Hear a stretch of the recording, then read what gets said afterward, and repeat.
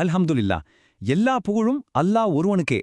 அன்பான சகோதர சகோதரிகளே, இன்னைக்கு நாம ரொம்ப முக்கியமான, சில சமயம் ரொம்பவே மனசுக்கு கஷ்டமான ஒரு விஷயத்தை பத்தி பேச போறோம். அதுதான் நம்ம பிசினஸ்ல வர்ற நஷ்டம். நம்மள நிறைய பேர் பிசினஸ் பண்றோம், ஆனா எல்லா நேரத்திலயும் லாபம் மட்டுமே வராது. சில நேரம் பெரிய நஷ்டம் வரும்போது நம்மளோட ஈமான், நம்மளோட நம்பிக்கை ஒரு பெரிய கேள்விக்குள்ளாகும். ஒரு பெரிய நஷ்டத்தை சந்திக்கும்போது நம்ம மனசுல முதல்ல வர்ற கேள்வியே இதுதான். நான் என்ன தப்பு செஞ்சேன், ஏன் எனக்கு மட்டும் இப்படி நடக்குதுன்னு மனசு ரொம்ப வலிக்கும். இந்த கேள்விக்கு இஸ்லாம் நமக்கு என்ன ஒரு ஆறுதலான பதில சொல்லுதுன்னு பாக்குறது தான் இந்த உரையின் நோக்கம். இங்க தான் நம்ம மொத்த பார்வையையும் நம்ம சிந்தனையையும் மாத்தணும். பிசினஸ்ல வர்ற நஷ்டத்தை அல்லாஹ் நமக்கு கொடுத்த ஒரு தண்டனையா பார்க்கவே கூடாது. அதுக்கு பதிலா இது நம்ம நம்பிக்கைய சோதிச்சு பார்க்கறதுக்காக அல்லாஹ் கிட்ட இருந்து வந்த ஒரு டெஸ்ட், ஒரு சோதனைன்னு புரிஞ்சுக்கணும். இது ரொம்ப ரொம்ப முக்கியமான ஒரு பார்வை மாற்றம். சரி, அப்போ இந்த சோதனைன்னா என்ன, அதோட தன்மை என்ன, அத பத்தி இன்னும் கொஞ்சம் ஆழமா புரிஞ்சிக்க வாங்க முதல் பகுதிக்குள்ள போகலாம். பாருங்க, அல்லாஹ் திருக்குரான்ல எவ்ளோ தெளிவா சொல்றான். இந்த உலக வாழ்க்கை முழுக்க முழுக்க சோதனைகள் நிறைந்ததுதான்னு.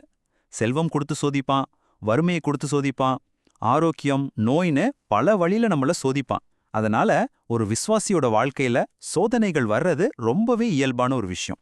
அல்லாவுக்கு மிக மிக பிரியமான நபிமார்கள் கூட கடுமையான சோதனைகளை சந்திச்சாங்கன்னு நாம ஞாபகம் வச்சுக்கணும். நம்ம நபி முகமது ஸல்லல்லாஹு அவங்களே வியாபாரத்துல சிரமங்களை சந்திச்சிருக்காங்க. நபி அய்யூப் அவர்கள் தன்னோட செல்வம், ஆரோக்கியம், குடும்பம்னு எல்லாத்தையுமே இழந்தாங்க. இது நமக்கு என்ன காட்டுதுன்னா, சோதனைகள் அல்லாஹ் நம்ம மேல கோவமா இருக்கான்றதுக்கான அடையாளம் இல்ல, சில சமயம் அது அவனோட அன்போட அடையாளம். இந்த மாதிரி ஒரு சூழ்நிலையில நாம கையில் எடுக்க வேண்டிய மிக முக்கியமான ஒரு ஆயுதம் தான் சபர், அதாவது பொறுமை. சபர்னா சும்மா கஷ்டத்தை சகிச்சுக்கிட்டு இருக்கிறது மட்டும் இல்ல, இதுக்கு மேல ஒரு அர்த்தம் இருக்கு. அல்லாவோட திட்டம் சரியாதான் இருக்கும்னு முழுசா நம்பி அமைதியாவும் உறுதியாவும் இருக்கிறது தான் உண்மையான சபர். இதுதான் நாம கத்துக்க வேண்டிய முதல் பாடம். இப்போ இதுல ரொம்பவே ஆச்சரியமான, சுவாரஸ்யமான ஒரு பகுதிக்கு வர்றோம். இந்த சோதனைகளுக்கு உள்ளேயே அல்லாஹ் நமக்காக சில நன்மைகளை, சில அருள்களை மறைச்சு வச்சிருக்கான். அது என்னன்னு ஒண்ணா பார்க்கலாமா?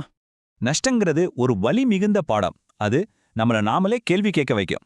நம்மளோட பிசினஸ் பிளான்ல எங்க தப்பு நடந்துச்சு, நம்ம சம்பாத்தியத்துல ஹராம் ஏதாவது கலந்துருச்சா, இல்ல நாம தேர்ந்தெடுத்த பார்ட்னர்ஸ் சரியில்லையா அப்படின்னு நம்ம தவறுகளை நாமளே அடையாளம் கண்டு திருத்திக்கிறதுக்கு இந்த நஷ்டம் ஒரு வாய்ப்பா அமையுது. யோசிச்சு பாருங்க, நம்ம கையில நிறைய காசு, வசதின்னு இருக்கும்போது சில சமயம் அல்லாஹ்வை கொஞ்சம் மறந்துடுறோம் இல்லையா? ஆனா ஒரு கஷ்டம், ஒரு நஷ்டம் வந்த உடனே மனசு உருகி யா அல்லாஹ்னு கூப்பிடுறோம். இந்த நஷ்டம் நம்மள மறுபடியும் தொழுகை பக்கம், துவா பக்கம் கொண்டு வந்து அல்லாஹ் கூட இருக்கிற நம்ம தொடர்பை இன்னும் பலப்படுத்துது. இது எவ்வளோ பெரிய ஒரு அருள்! சில நேரம் ஒரு பிசினஸ் நல்லா லாபம் தர்ற மாதிரி தெரியும், ஆனா அதுக்குள்ள வட்டி, மோசடி மாதிரி ஏதாவது ஹராமான விஷயங்கள் கலந்திருக்கலாம். அல்லாஹ் நம்ம மேல இருக்கிற கருணையால ஒரு சின்ன நஷ்டத்தை கொடுத்து அந்த பெரிய பாவமான பாதையிலிருந்து நம்மள தடுத்து நிறுத்தி காப்பாத்துறான். இதோட ஆன்மீக நன்மை என்ன தெரியுமா? வெற்றி நமக்கு சில சமயம் பெருமையையும் கர்வத்தையும் கொடுத்துடும். ஆனா ஒரு நஷ்டம் நம்மகிட்ட இருக்கிற அந்த பெருமையை குறைச்சு பணிவை கத்துக் கொடுக்குது.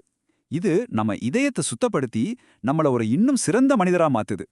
சரி, இது ஒரு சோதனை, இதுக்குள்ள சில மறைக்கப்பட்ட நன்மைகளும் இருக்குன்னு புரிஞ்சுக்கிட்டோம். இப்போ ஒரு விசுவாசியா பிராக்டிக்கலா நாம என்னென்ன விஷயங்களை செய்யணும்? இங்க நாம செய்ய வேண்டிய முக்கியமான 5 விஷயங்கள் இருக்கு. 1 சபரு, அதாவது பொறுமையா இருக்கணும். 2 அல்லாஹ் கிட்ட கையேந்தி யா அல்லாஹ் எனக்கு ஹலாலான ரிஸ்க் கொடுன்னு துவா செய்யணும். 3 நம்ம பாவங்களை நினைச்சு தௌபா செய்யணும், பாவ மன்னிப்பு கேட்கணும். 4 எவ்ளோ கஷ்டம் வந்தாலும் ஹலாலான வழியை விட்டு மட்டும் விலகிடவே கூடாது. கடைசியா 5வது முயற்சியை கைவிட்டுடக்கூடாது. இது இஸ்லாத்தோட ஒரு மிக அழகான கொள்கை. அல்லாஹ் மேல முழுசா நம்பிக்கை வைக்கணும், அதே நேரம் நம்ம ஒட்டகத்தையும் நாம தான் கட்டணும். அதாவது நம்பிக்கை மட்டும் பத்தாது, நம்ம பக்கிருந்து எடுக்க வேண்டிய முயற்சிகளையும் திட்டமிடலையும் சரியா செய்யணும். நம்பிக்கையையும் உழைப்பையும் ஒன்னா இணைக்கிறது தான் ஒரு மூமினோட வழி. இப்போ இந்த அனுபவம் உண்மையான வெற்றிங்கிறது என்ன அப்படிங்கிற நம்ம புரிதலை எப்படி மாத்துதுன்னு பார்க்கலாம். இந்த ஸ்லைடு ஒரு முக்கியமான உண்மையை விளக்குது. இந்த உலகம் என்ன சொல்லுது? பணம், லாபம், இதுதான் வெற்றின்னு சொல்லுது. ஆனா இஸ்லாத்தோட பார்வையில அல்லாஹ் மேல இருக்கிற ஈமானும் ஹலாலான முறையில வாழ்ற வாழ்க்கையும் தான் உண்மையான நிரந்தரமான வெற்றி. கொஞ்சம் யோசிச்சு பாருங்க, 2 பாதை இருக்கு.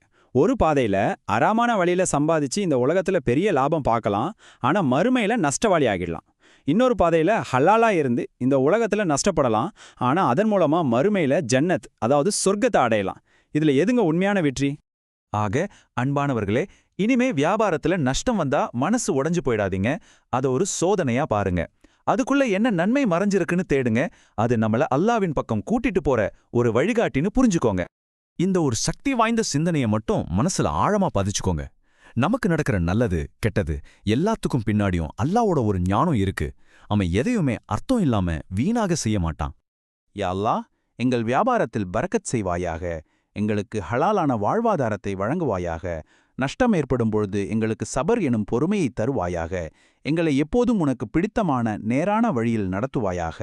ஆமீன்.